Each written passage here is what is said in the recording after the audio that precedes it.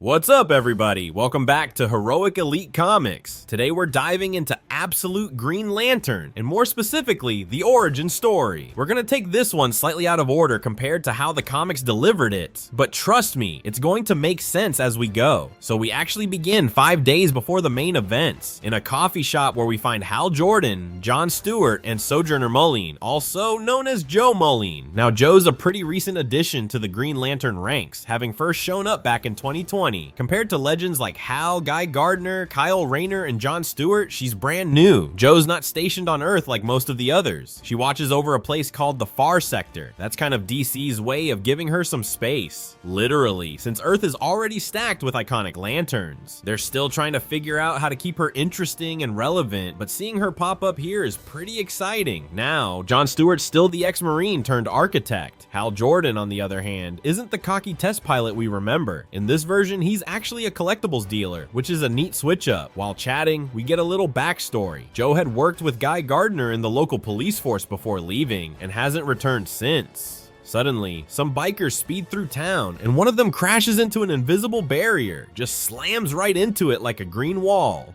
The others come over and boom, this massive green dome has formed around the whole area. That's when things start getting weird. Even though Hal isn't a pilot here, his heroic instincts kick in. He's first on the scene, trying to help, shouting for an ambulance. He's not the kind of guy to sit back. He still runs straight into danger. When he touches the wall, he realizes it's got some give, like a force field out of a sci-fi movie. Joe tells him to back off, warning it might be radioactive, but Hal's already noticed. Whatever it is, it killed that biker instantly. Head gone. Brutal stuff. Then Joe looks up and spots the Green Lantern symbol floating above them, and that's when Abin Sur shows up. Now, if you're familiar with Green Lantern lore, this ain't your dad's Abin Sur. Physically, mentally, he's totally different. Traditionally, Abin Sur crash lands on Earth, and his ring picks Hal Jordan over Gardner. But this story throws that out the window. Here, Abin Sur lands calmly and speaks to the crowd like a cosmic judge. I am the Abin Sur. I come from the Green Lantern.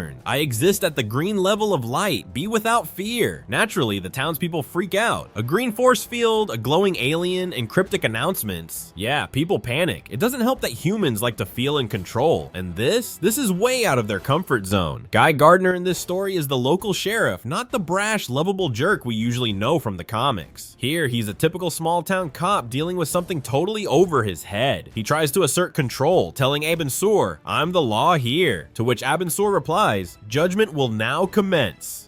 It quickly escalates. Abin Sur holds his hand out, and Guy doesn't even know how to react. Abin Sur declares Guy doesn't exist within the emotional spectrum, basically saying he's irrelevant. Joe tries to de-escalate, pointing out they're trapped inside a dome, and Guy finally realizes it covers the entire town. John Stewart confirms it. It's a full force field. They saw what happened to that biker, so yeah, this dome is deadly, but they still don't know what Abin Sur wants. Guy orders everyone to lower their weapons, trying to reset the situation. But when he attempts to talk to Abin Sur again, boom, Abin Sur blasts him and kills him on the spot. Then he announces, "Judgment is in progress. Be without fear." And all hell breaks loose. Abin Sur starts massacring the town. People try shooting back, but he shields himself with green energy constructs and just repeats, "Be entirely without fear," as he slaughters them. We're talking decapitations, limbs flying, the works. Hal Jordan, though, calmly walks up to Abin Sur with a gun. Before he can act, John Stewart stops him, trying to protect the wounded. Abin Sur looks at John, says his name, and then just leaves, takes off into the sky, just like that. What follows is confusion. Everyone's shaken. Hal's walking down a desert road, haunted by this voice. Be without fear. It's telling him he's in darkness, that it exists in every star, and he must be fearless. But Hal admits he's terrified. Then a cop pulls over, just doing his job. But Hal's vague answers make him suspicious. The tension rises fast. The cop asks if Hal has a weapon. Hal tries to calm him down, but the officer keeps pushing, and suddenly, the cop just vanishes, disintegrated. All that's left is his badge and some burned remains. Hal wanders into a diner called May and Moe's. It's calm at first. He asks for water, tries to collect himself, but then the TV flips to breaking news. A Green Lantern symbol has crash landed in Evergreen, Nevada, about 15 miles from the California border.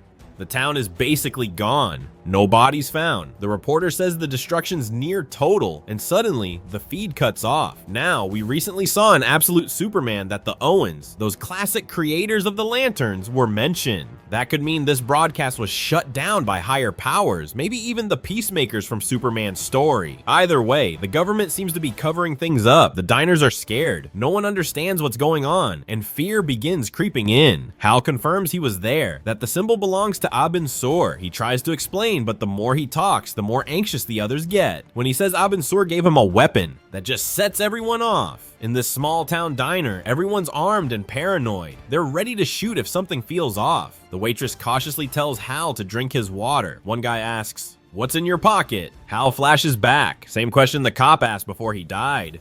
Hal tries to leave, but the man grabs him, reveals Hal's hand. It's turned black. The black hand floats the guy into the air and kills him instantly, just like with the cop. Again, all that's left is a gold token hitting the ground. Hal explains, "I'm holding it back. It takes everything I've got to control it, but I can't stop it. It reacts to danger." Then the waitress shoots him, and in that moment, the black hand takes over, killing everyone in the diner. As Hal lies there wounded, the hand begins healing him. Now let's talk Black Hand. This isn't a new idea in DC. He was a big villain in Blackest Night, where he became the first Black Lantern, part of a corp made of the undead. Their rings latched onto dead bodies and powered up by killing the living. That whole arc saw the Black Lanterns nearly take over the universe before the White Lanterns turned the tide. All this ties into the emotional spectrum, kind of like the Force in Star Wars, but instead of light and dark, it's divided by emotion.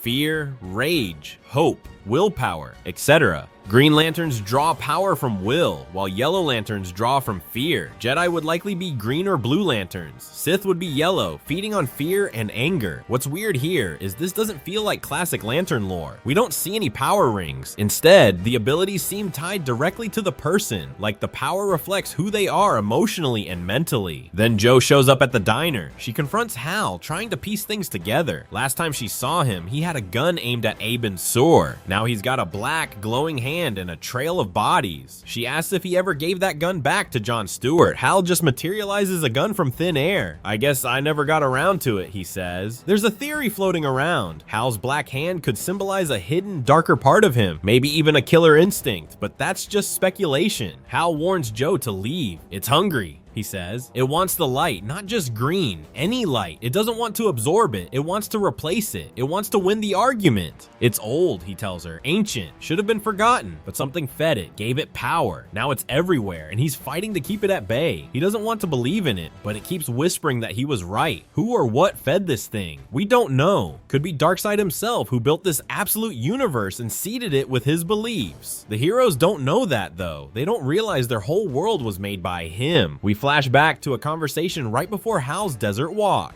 John Stewart, Jo, and Hal are reflecting on the chaos. John admits they all made mistakes, but then he says, "Maybe you weren't wrong, Hal. I don't think anyone's coming to save us." Abin Sur is still there, passing judgment. So John asks, if it comes down to it, do they take Abin Sur out? And he shows them a gold ring. Turns out, the green light doesn't affect yellow. Classic lantern weakness. Jeff Johns revamped that idea by introducing the fear entity Parallax, who was trapped inside the lantern power battery and influenced Hal Jordan.